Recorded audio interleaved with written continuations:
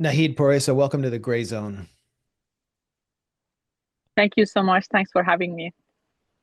Great to have you here.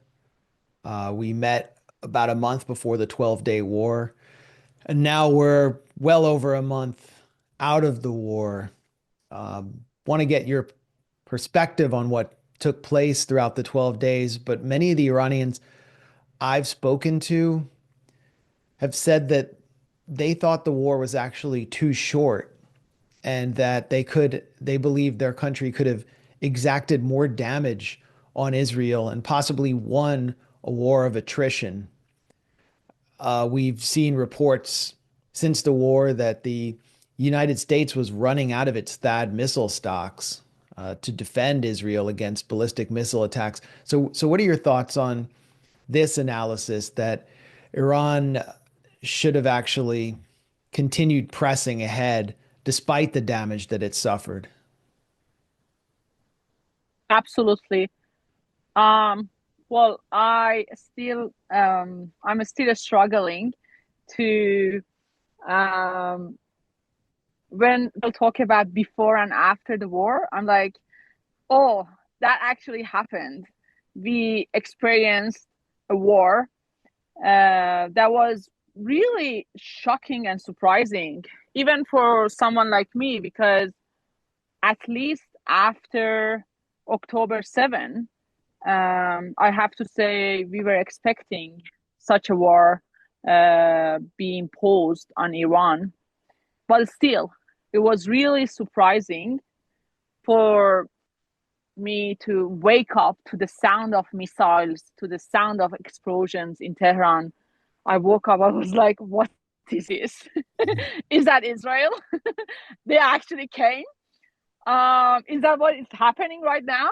So it was very interesting because um, I I was I was so confused. I just opened my apartment door to see other neighbors. I didn't know what to do, and I saw my another neighbor just standing the same as me, being so confused, and I was like, "Is that Israel?"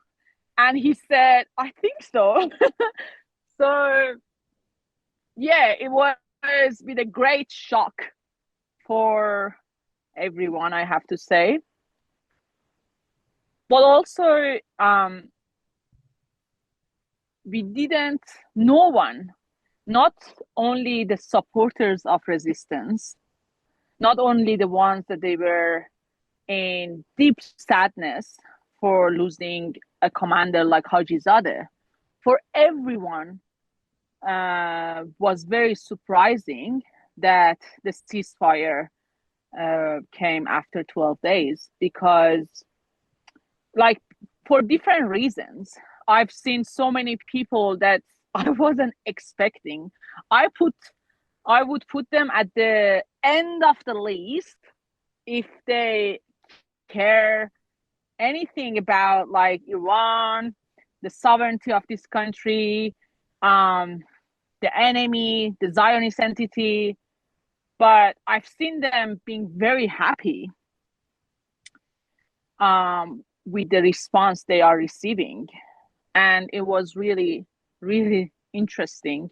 So It was a turning people point. who did not support the Islamic Revolution were actually cheering on the ballistic missile strikes. They did, yes. That's a very personal experience. And when I shared with others, it was during the war, so you didn't know what other people think. Um, After a couple of days, we didn't have enough access to internet, so we didn't actually communicate so much. The social media was not really active. So you didn't know that's only your personal experience, or is it shared among the community? But after a couple of days, everyone was just talking about this. People are just showing support for the defense, for the response that Iran is doing. And yes, it was not something that people would expect to accept the ceasefire. Um, And this is also very important because, again, it wasn't just coming from pro-resistance people. It was coming from everyone. They were like, why did they stop? We could have continued. All of a sudden, the scale of we became so great, became much bigger. Um, the we that we had, I don't know, in Women Life Freedom was much smaller. And after the attack from Israel, it became, oh, a much bigger we, which is very, very important and critical. And I have to say, um, the one of the primary reasons, at least for me to analyze this new situation, is that I think the unity that was built among people was coming from the missiles, was coming from the power that Iranian military and the state could show to their own people that we are actually capable. Because for many years, people just hear Haj Qasem Soleimani doing something in Syria. People just hear he is defending Iran. If the war is not in Syria, it will become in Tehran.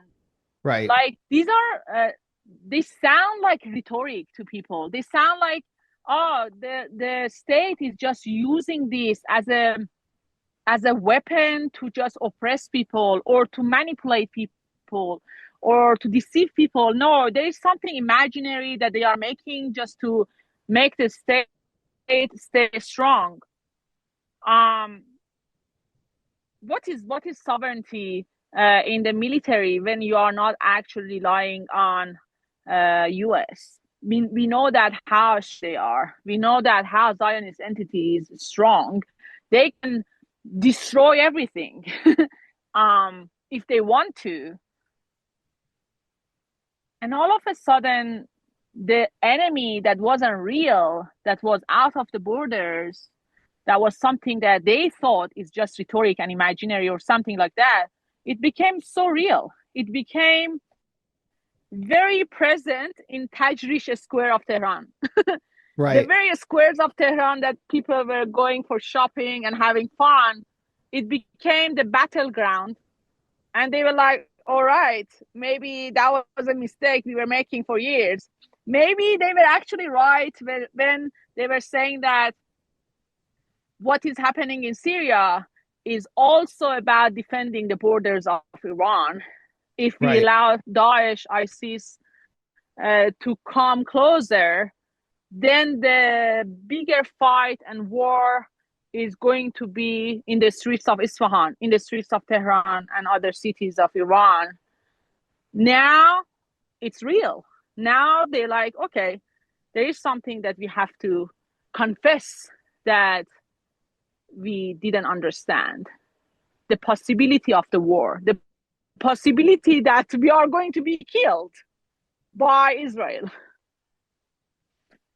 Yeah, it was kind of shocking to me, although I had heard about these attitudes when I was in Iran a month before the war, to speak to so many pretty highly educated young people who didn't understand who viewed Iran's foreign policy and its operations in Iran's near abroad, for example, in Syria, Iraq, or its support for Palestinian resistance, the same way that we in the US view US imperial operations in the Philippines, for example, or Japan or Taiwan or Ukraine, as though it was some far off battlefield and Iran was squandering its resources. And I imagine many of those people had a change of heart when the same forces that were encroaching on Iran's borders actually arrived, as you said, in Tajrish Square, which is like this great tourist place in the wealthy areas of northern Tehran.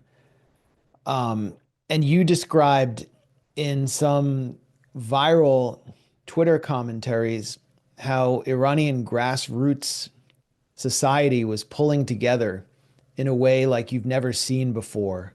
Would you describe some of those scenes, and would you say that this was almost sort of like a new revolutionary moment for Iran? Oh, definitely, I would say that. Definitely, I would say that. Um, yeah, there were so many occasions that I, I was almost very close to cry with the emotions that I never ever thought I to experience in Iran. Different different kind of emotions that it was really interesting. I was I was in the street with a couple of friends, and a very old man came to us, and he offered us some sweet with tea. I think he thought that we are kind of lost or we don't know where to go. Um, and we just thanked him and we appreciated him. And he said, we are together in this. And I was like, yes, we are. But it took me a couple of seconds to actually respond because I was like, what is happening? I don't understand. Like, I do understand, like, people in Iran are kind of very kind and it's kind of rooted in the culture. But you also have seen so much of how to say, like, individualistic attitudes that has become kind of normal in the last 10, 20 years. But that moment, as you actually called it very well, it was bringing the society into the moment that, hey, let's think about our values and our togetherness and our unity and the notion of nation that this country had for thousands of years. Let's just stick to that for a moment and see how it goes and see, because um, for many years we we just saw so many divisions between different kind of um, classes and ethnicities. There were so many funded projects for this country to inject the feeling that we are not together. Um, Right. because, like, the borders of Iran is actually very problematic in some ways because uh, imperialist founded projects can do so many things. Kurdish ethnicities, we have Sunni, we are a very diverse society that the enemy can use it against us. And for the moment of the war with Israel, that diversity became the beauty of the country, uh, which was very, very interesting. And so after the war, we have seen, I think for the first time, nationalist songs that predated the Islamic Republic being sung in public.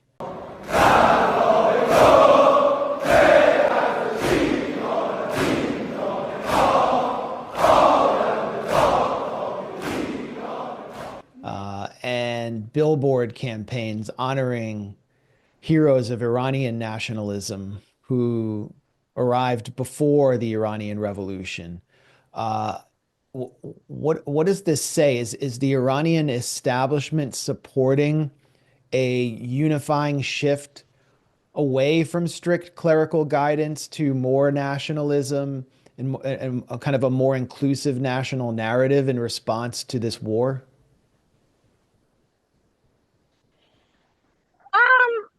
Let me not shape it like this. I actually think that there was the sense of progressive nationalism, anti-imperialist nationalism, not the racist ones, not the ones that actually ignores and is reluctant to the diversity, but the one that is actually trying to unify everyone against the one that has to be against, which is the imperialist, which is the Zionism.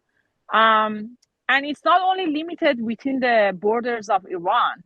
Uh, let's refer to what Sayyid Ali Khamenei has always tried to do, has tried to articulate uh, for everyone, that it's not only about Iran has to be strong, and the sense of nationalism needs to be practiced more and more. It's also about the unification among Muslims. The biggest enemy for us is about Shia and Sunni division. So the one that who is very against this sectarian kind of attitude is the leadership of Iran.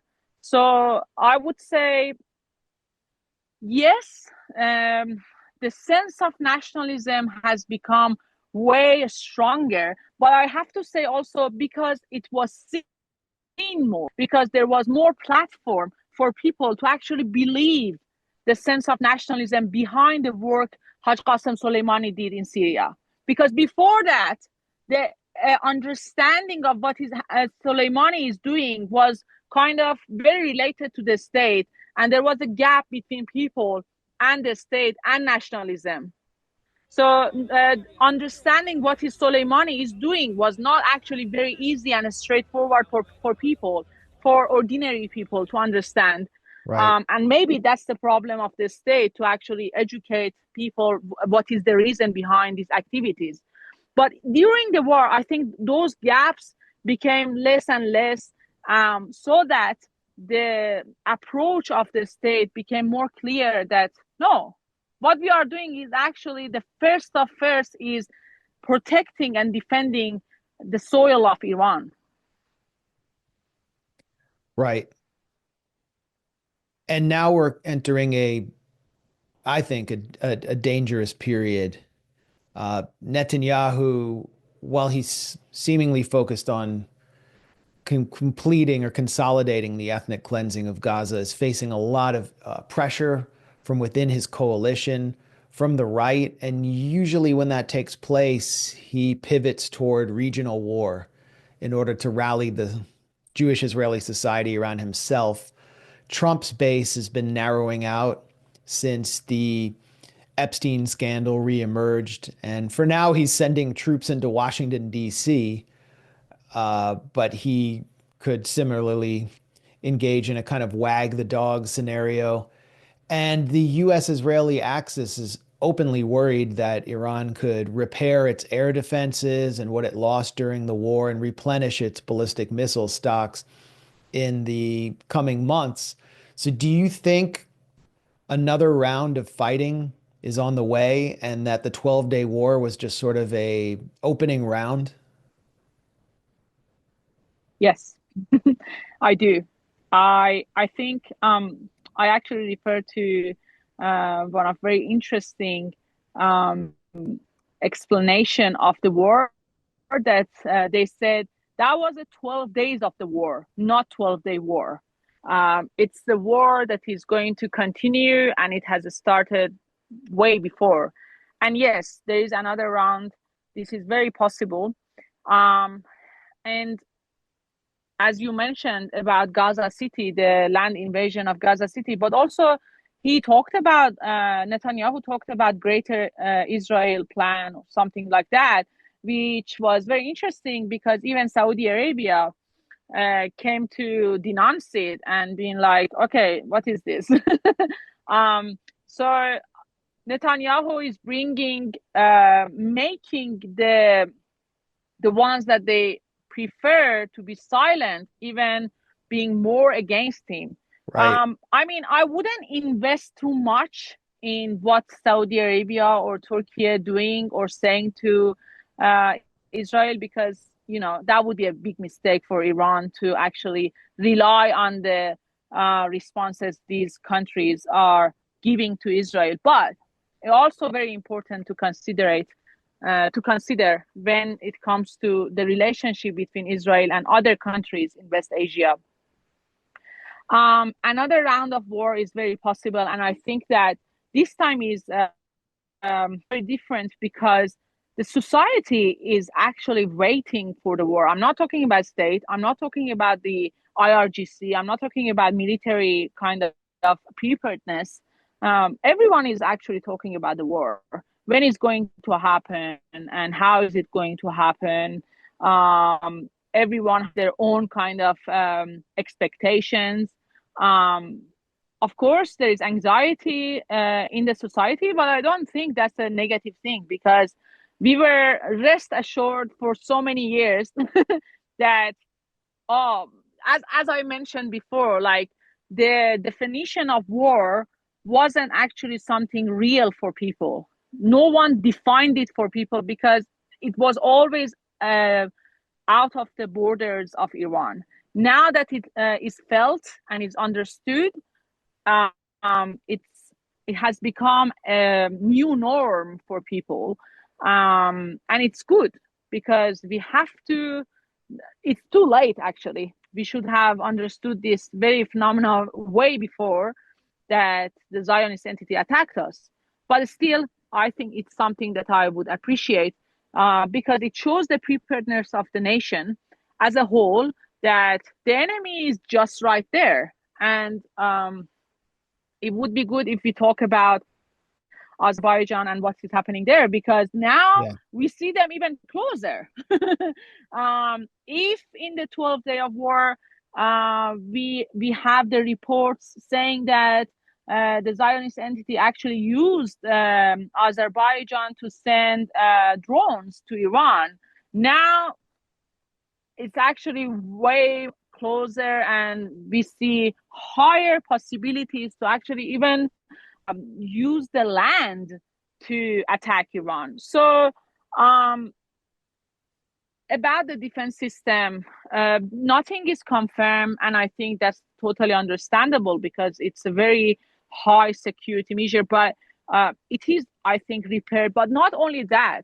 So, when we talk about the unity in Iran and the preparedness, I have to also say uh, people are asking about more kind of stronger, legitimate weapons for war. So there is Such a as mass. nuclear weapons. Yes, yes. Like the people that they were not actually caring about war before, now they're like, hang on a second, why we don't have a nuclear bomb?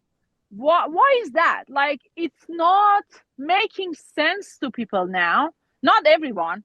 I have to say, not everyone. But there was a poll, I think it was actually done by RIB, if I'm not mistaken. And more than 50% of people were asking this question that why don't we have nuclear bomb when everyone else has? And I think that's a very logical question when people came to this understanding that, well, Israel has it.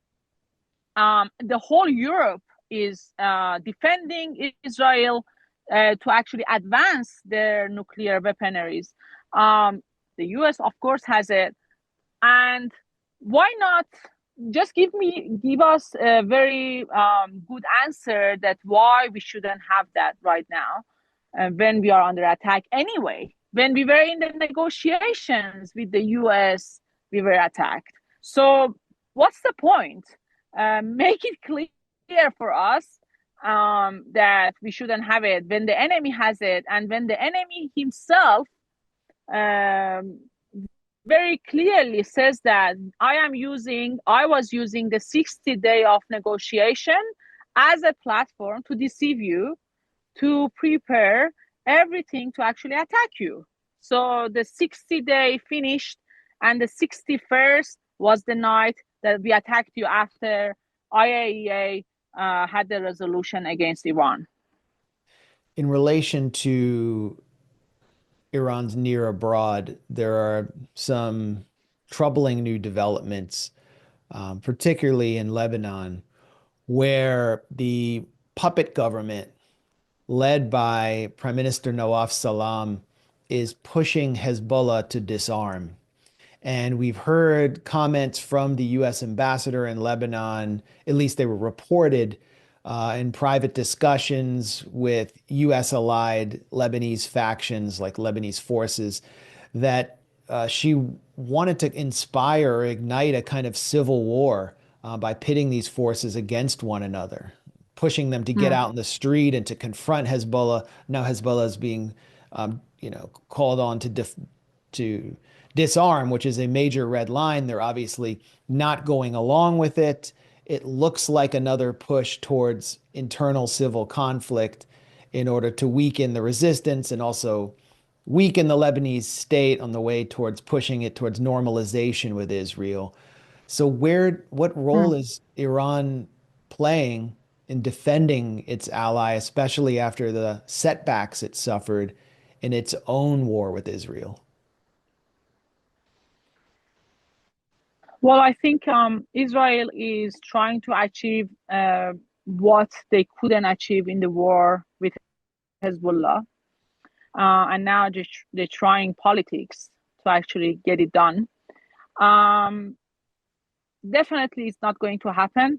The disarming of Hezbollah, I don't think even they imagine that tomorrow Sheikh Naim Qassem is going to say, "Oh yeah, sure, we are going to give up our weapons, so that the day after there is no Lebanon anymore."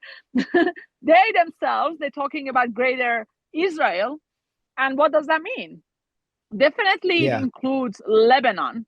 yeah, So, like, if I was Lebanese, even if I wouldn't care about, I don't know, resistance or Palestine or Gaza or starvation of children in Gaza, I would be concerned about my own country being like, all right, that's kind of very sensible for us to actually support Hezbollah, even though if I'm Christian or I'm Sunni or whatever. For now, we have to be together because otherwise, tomorrow we are going to be eaten fully by the Zionist entity. Um, I think that you're right. The conflict, the civil conflict, is what they are looking for. They are looking for something like Syria. They yeah, are looking for a very chaotic situation in Lebanon, so that every street of, let's say, South Beirut is going to be divided to Shia, to Sunni. This is their dream. This is what they want. So that later they can actually make sure, so they can interfere better and they can find their spies better. Um, the importance of having Dr. Larijani going to Lebanon is that they thought Iran is too busy to fix their own problems. So now it's a good time to actually use this opportunity. They saw Hezbollah isolated. They thought this is a good time because now Hezbollah is left alone. So we can do whatever we can, as much as we can. No, I'm not saying Hezbollah cannot defend itself without Iran. They can. They definitely can. But it is important when you see your enemy being alone. So Larijani went there, and I think it was very important because his audience was the people of Lebanon. He said, the one that who is setting the changes for you, who is demanding changes, is not us. yeah, So don't be mistaken and don't misplace the enemy and friend of Lebanon. Iran never ever has been the one who is willing to interfere in your internal affairs. This is the United States actually demanding changes, giving you timeline, giving you exactly when and how and where to be changed, and that's not Iran. So the propaganda against Iran is actually very, very heavy. But I think this is very critical for Iran to talk to Lebanese people directly. And we saw magnificent support for the presence of Larijani in there. And we saw he met with the prime minister, with the president, with everyone. And it was very funny because when they asked him if he is visiting, he's meeting with the prime minister of Lebanon, he said, I don't have time. And I think that was very good. We don't need to see everyone. And the critical moment between Iran, Lebanon, and also Iraq, because there are also some movements about Hashd Shabi and Iraq, and it was Arbain yesterday. over 20 million people went to Karbala, something that is just possible after Haj Qasem Soleimani defeated the Daesh and Hashd Shabi defeated Daesh. Before that, it wasn't possible to have such phenomena. So they are all interconnected to each other. And this is the moment that we have to appreciate, because there were some occasions that I have to say, unfortunately, Iran didn't use the opportunity, and or maybe to say Iran didn't create the opportunity. It was very possible for Iran to do so many other things, but we lost the opportunity and chances. But this one, I think it was used perfectly. And you mentioned Azerbaijan earlier. The Zangazour corridor has emerged as a very problematic area for Iran. Ali Veliati has warned that the economic corridor between Azerbaijan and Armenia, which was negotiated by Trump, will position NATO, in his words, like a viper between Russia and Iran. This is an area that was previously almost unreachable except through Iran and has, access to the Caspian Sea, and that Iran is so opposed to opening up this corridor to the West that it will make it, in his words, a graveyard for Trump's mercenaries. So, what are the Mm, implications for Iran of the so-called Trump route for international peace and prosperity, which is how Armenia and Azerbaijan have framed this in order to win Trump's support? mm. There was an analyst in Iran. He said, please just give the Nobel Peace Prize to Trump so that he is not craving for another peaceful deal between countries, and we can actually stop him. Just give the Nobel Peace Prize to him and just make him quiet and be just chill for a moment. Um, well, I think the deal between Armenia and Azerbaijan is very, very important. Now that you mentioned Russia, I just heard an hour ago that Ukraine bombed a Russian ship in Russia, um, including the ship was carrying the Shahed drones of Iran. So Wow. it's interesting because now also we have Trump and Putin are they meeting now, or they're going to meet in an hour or so. Um, And Iran is and also very and last concerned. night my time there were major Ukrainian drone attacks on Russia as well. It's obvious they're trying to sabotage this summit. Yeah, yep. Um, um, so we are also thinking and being a bit concerned about what is going to happen between Trump and Putin in terms of the Azerbaijan and Armenia Zangezur corridor. Well, going back to the deal, there is something important to consider, and that is the ownership of the corridor. As Iran FM called it, there is not anymore a corridor being owned by Azerbaijan. So it's only a road between these two countries, getting Azerbaijan to Nakhchivan, which means that still it's under the control of Armenia, something that is important for Iran. The biggest concern for Iran was that Iran is going to be fully disconnected uh, and going to see the change of the geopolitics, see the change of the borders. But on the paper, that's not something that is written, which is important to consider. But that's not the whole thing, because we also know what does US do when it comes to their national and global interests. They can just very easily deny what is written or tear up, as we have a very personal national experience on that. So for now, we have the corridor.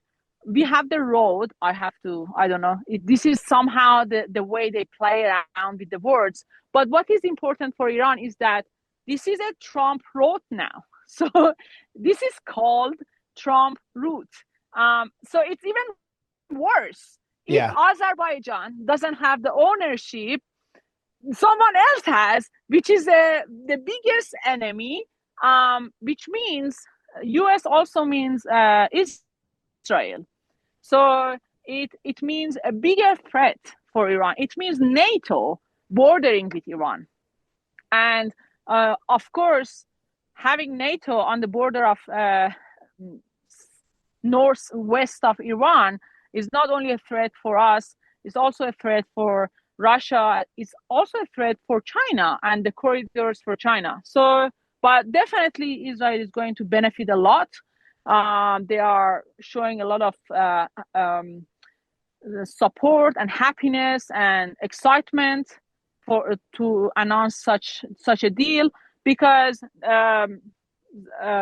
Azerbaijan is providing almost 40% of the oil for Israel. And having this road is making it way more convenient for them. And military wise, they're getting much closer. They're not closer to Iran. They are actually on the border with Iran.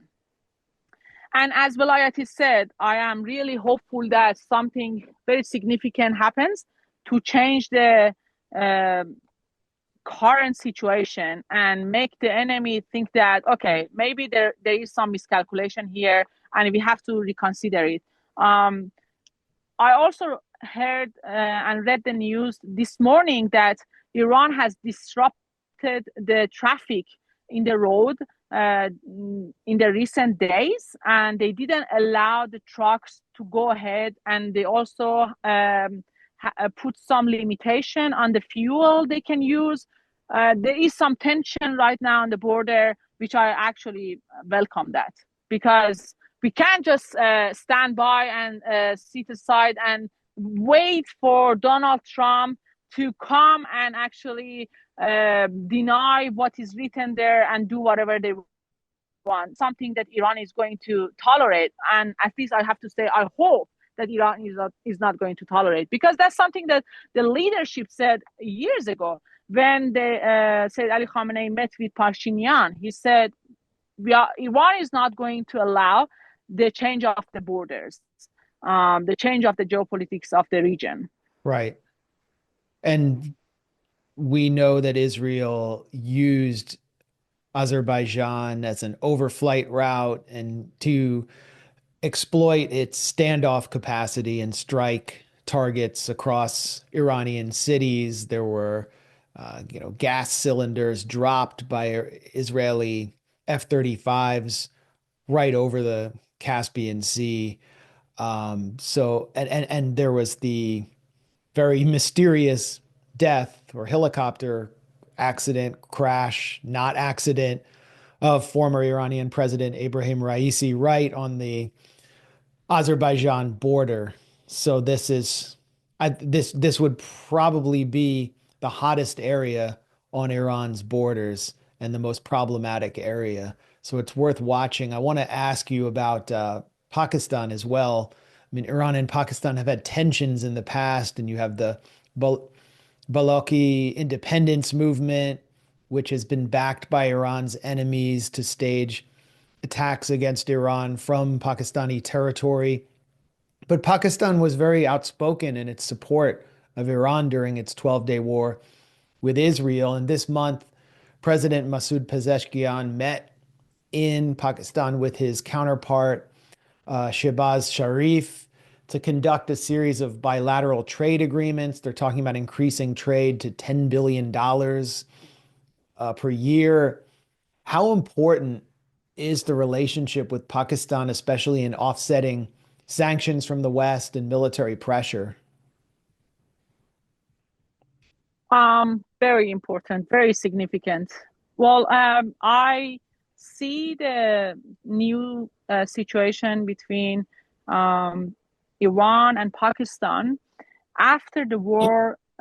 Was it 6-day war between Pakistan and India? Yeah. or 5 days. I don't actually Last remember. another Trump Nobel Prize level achievement there. Absolutely. So that was very important because um, many analysts actually saw that war and the winner of the war as it was the war between China and the United States. China was supporting Pakistan, and India was supported by the United States. And who won the war was actually China, was the weapons of China. And now we have the 12-day war between Iran and Israel, and Pakistan is becoming very vocal about their support for Iran. And the relationship between Iran, China, and Pakistan is critically important because you mentioned about the uh, kind of tensions between these two countries, but I have to say the deep relationship between Iran and Pakistan is actually very old and historical. Like Pakistani people, the culture they have, the Persian culture, the Persian literature, the Persian history. We share so many poets actually. They study Persian literature at their school. We, for example, there is a very famous poet, Iqbal, who actually we study at school, and there is a lot of very deep ties, as my Pakistani friend said to me last year, that at the surface we look like more Indian, but actually what we eat, what we read, and actually practice is more Persian. Um, and there is a very significant, I have to say, foundation for actually for these two nations to be way more closer than 10 billion. That's nothing. Yeah. Like uh, Iran, as I said, there are so many occasions for Iran to actually create and use and utilize, but we are always late to actually make this happen. I'm very grateful that President Pezeshkian went there, and it was very important. But also, there are so many comments among pro-West people in Iran that they like, what's the point for us to get closer to Pakistan? The ones that they how to say, portray relationship with the West, JCPOA, having negotiations, being successful, and all this stuff around this concept, they undermine the importance of Iran's relationship with the neighbors. So that's a very uh, deep conflict, or maybe gap between someone like me who thinks that actually look East policy and deepening ties with neighbors is way more important. If I don't want to say that's actually destructive, that brings us war, than making relationships with European countries, or making US be happier with us, or convince that we are not going to make nuclear bomb. They already know that. They still bomb us. Yeah. And on that note, uh, Pakistan being a nuclear armed country, Iran being prevented from having any nuclear rights to have civilian nuclear power by the US and Israeli militaries. The International Atomic Energy Agency has clearly sided under Rafael Grossi with the West and helped inspire it. I think it helped set the stage for the Israeli attack by calling for He sanctions was on Iran. himself the spy. Yeah, yeah, and at this, yet Iran's political leadership under its reformist leadership under President Pezeshkian appears to be willing to allow the IAEA to return for some unspecified mission, and they are leaving open the door for nuclear negotiations with the West, with the European powers, and if the US wishes, with the US as well. So, which way should Iran go? Is there still a path, in your view, for negotiations with the US and the Europeans? Or does Iran have to prioritize its own independence in a way that it hasn't before, even at the risk of inviting more serious conflict? Well, there shouldn't be a question here that Iran has to prioritize their independence. That has to be the first thing and the last thing for any country, that they have to be sovereign, they have to be independent. Um, I like to refer to what the Iran's leader said before the new round of negotiations in Oman. He said negotiation doesn't have integrity, if I'm translating it right, and doesn't have logic.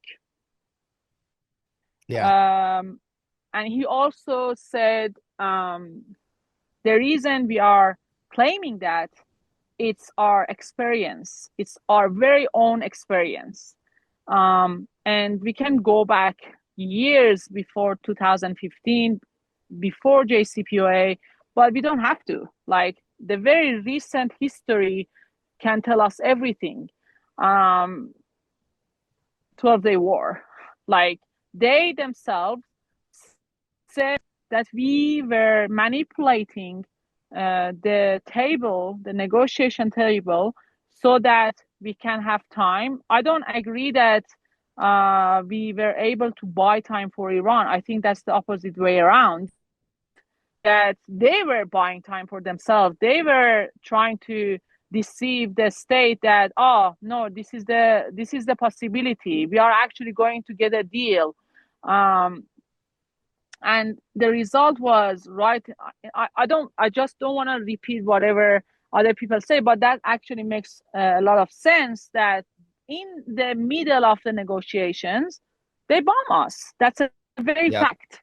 Yep. So if tomorrow we're going to set the same table and serve the same food for the enemy, why do we expect them to have a different response? Why do we expect them to be different this time?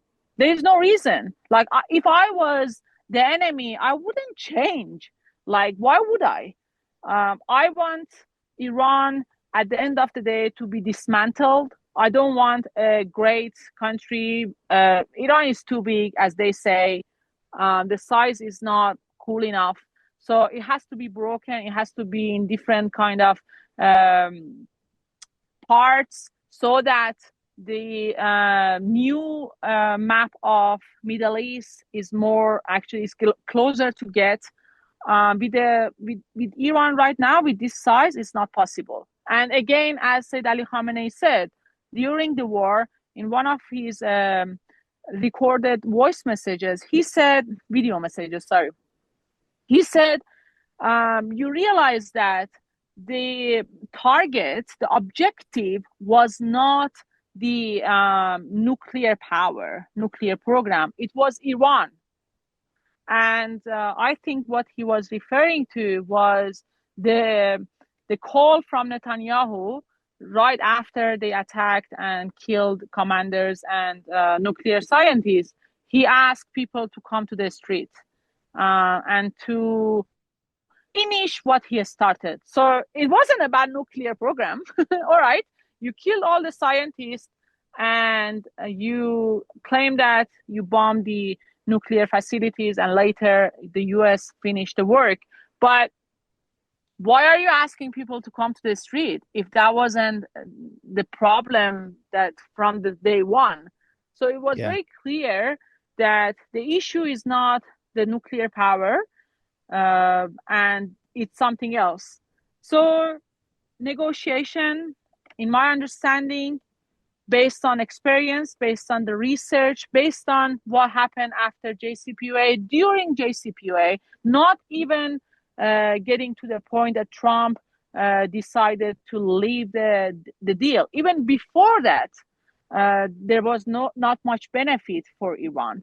And we also have the Raisi time. We also have the President Raisi that the numbers of sanctions were stayed at the same, and we had the GDP going up uh, despite the sanctions being the same. So when we are asking about what's the alternative, what's the way for Iran to go forward, what should Iran do, we already have that as well. So it's not something, the alternative that I'm, based on what I'm reading, based on what I think it should be okay for Iran. It's again based on the experience Iran had with the deepening ties with neighboring countries, look east policy, having more trust in their indigenous power they have, being more creative they should be, and also joining the anti-imperial, not joining, we are already there, but like trusting our partners better than before. But we don't do this anymore. What we Yeah. are doing is actually closing all the doors, limiting ourselves with our own hands, and trusting the enemy to do what they say they do. But also, they didn't say much this time. So they didn't even lie to us much to say that, oh, the US said this, but they did this. No, they actually were playing with you very clearly. You didn't want to see what is happening. Yeah, the US openly, or Trump openly boasted about deceiving Iran in order to lull it into a sense of complacency as Israel prepared to attack. And it attacked on the day of Trump's deadline, and Israel basically boxed Trump in. And Trump did nothing to push back against Israel. And in talking to Iranian diplomats who were close to the talks, I think they were all confounded at the US behavior a month before the attack, which signaled that something was coming.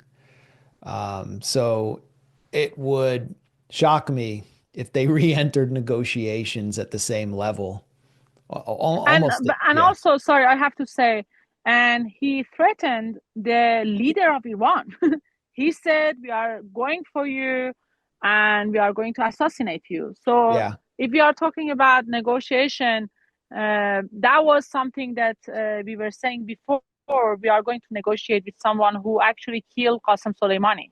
So, if it was Biden, I wouldn't support it either. But at least it's not the same person that he murdered Qasem Soleimani, and he proudly claimed it.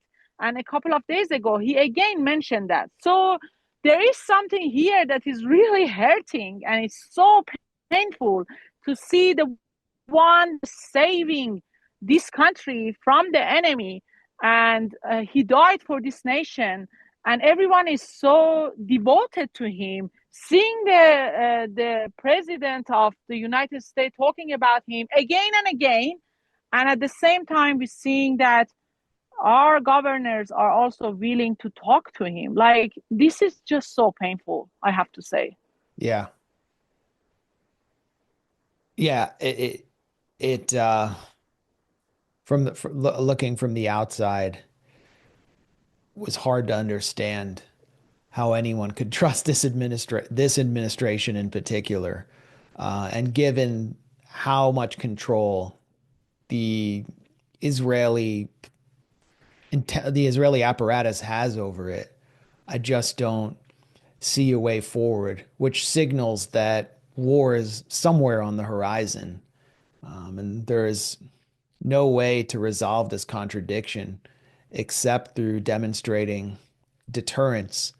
One last question or issue I want to cover with you, since you were just in China, is what your thoughts were on what you saw inside China on its own internal development in politics and how they relate to Iran as China and Iran are talking about major economic corridor through a rail link and Belt and Road cooperation, as well as the possibility of military cooperation that Iran could potentially acquire Chinese multi-role fighter jets, which have proven to be competitive with the F-35. Um, well, for the last question, there's nothing confirmed, but there's a lot in the news that Iran has bought different military systems, especially for defense system from China, but they don't announce it officially, which makes sense. But I really hope that that's the case uh, because the Chinese production lines are very different. They have the capacity, I've heard, I read an article that they have the capacity to produce missiles 1,000 a day, which is something very interesting for US to learn because they were going out of missiles for to support Israel for their defense system. Um, and about my observation of China, it's such a great nation.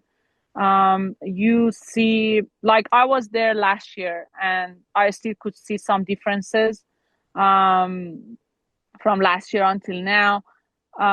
It's very different. Like I don't want to praise the country so much, but I actually have to because especially for me as an Iranian, I also lived in other countries in the West, and I never ever thought that when I go to another country, I feel that this is a great country, this is a great culture, and so many things about that can actually interest me so much. But China was actually the case because the way they are trying to build their country is such a great model for so many other countries in the global south. Um, the fact that they never colonized other countries, the fact that they never invaded other countries, and they were in the war with the fascist Japanese state for years and years. Over 30 million Chinese people were killed during the war, and it's not even a mention when people talk about World War. And you see the infrastructure in a very intimidating way, like because the population is actually very much bigger than Iran. Iran is just one province of China. Xinjiang is like in the size of Iran. So everything is so great, everything is so large, and everything is so organized in a way that you see the society very live. You don't see no homeless person. Another day, my one of my relatives was saying that I was talking about the numbers of homeless people in the United States, and she said, "Well, they have 300 million people, so maybe 700,000 homeless is not too much." I was like, "Well, there is none in China with 1,500,000,000 people." So the structure of the society, the way the people are being provided by the state, is actually very, very interesting. And in terms of the relationship between Iran and China Belt and Road Initiative, I have to say there were 20 state projects, national projects that was signed between Iran and China during the presidency of Ebrahim Raisi, in terms of big ones like airports, like even bays and ports. And during the war with Israel, we saw India is actually they didn't oppose, or maybe they did. I have to check it, but they were kind of stopping the announcement of BRICS to show support for Iran during the war. So we have India being such a puppet of the Zionists and US imperialism. And at the same time, now they have also problems with the United States about the tariffs. But at the same time, we have the most important port of Iran, which is Chabahar port, that the Iranian government decided to have a shared project with India rather than China. So again, this is another occasion that Iran didn't use the opportunity to actually use it for making infrastructure in Iran. But still, there is a lot in terms of Belt and Road Initiative, military-wise, and also economy. And I see the relationship between Iran and Pakistan a big part of BRI and also Shanghai Organization, because that's also very important. Day after the war finished between Iran and Israel, the defense minister of Iran was in China meeting with the Russian defense minister and Chinese defense minister Right. during the Shanghai meeting. So I have to finish it like this, that China at least is a very important hub and platform for Iran to see the opportunities and to see how the Look East policies actually can be materialized and utilized in very national and international projects like BRI. Nahid Paresa, thank you so much for joining us at the Grayzone and for your fascinating insights and valuable analysis. My pleasure. Thank you so much for having me.